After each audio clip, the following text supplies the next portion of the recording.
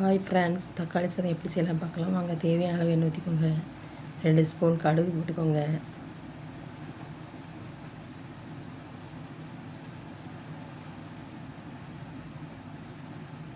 அரை ஸ்பூன் பெருஞ்சீரகம் போட்டுக்கோங்க.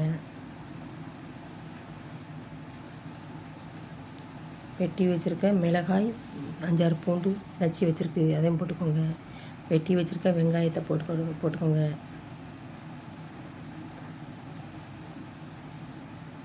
கொஞ்சம் கருவேப்பிலை போட்டுக்கோங்க.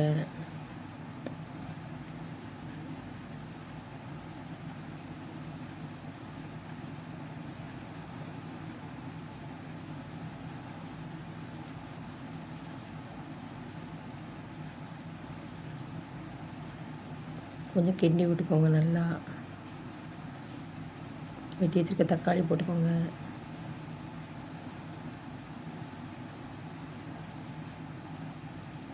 தக்காளி 1/2 கிலோ இருக்கும்.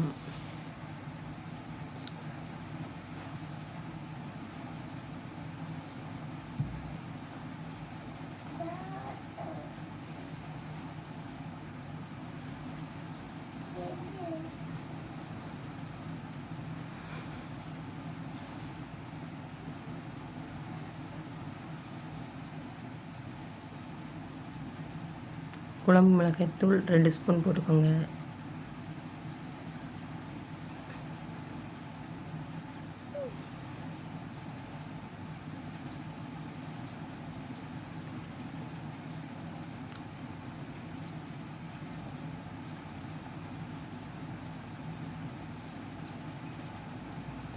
கால் ஸ்பூன் மஞ்சள் தூள் போட்டுக்கோங்க.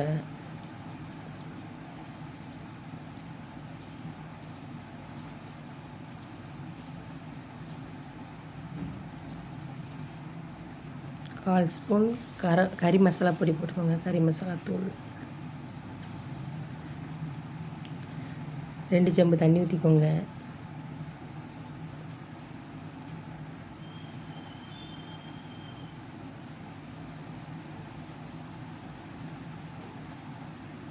நல்லா கிண்டி விட்டுக்கோங்க.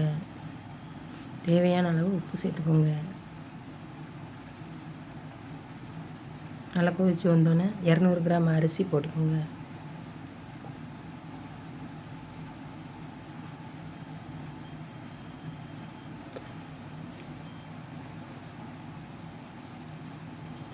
ஒன் அண்ட் ஆஃப் உலக்கு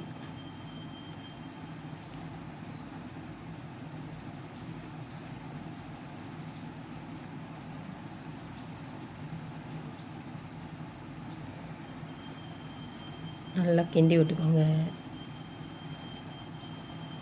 ஒரு 10 நிமிஷம் 10 நிமிஷம் கழித்து நல்லா கிண்டி விட்டுக்கோங்க.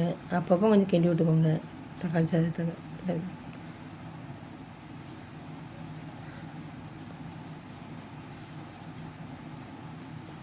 தக்காளி சாதம் ரெடி.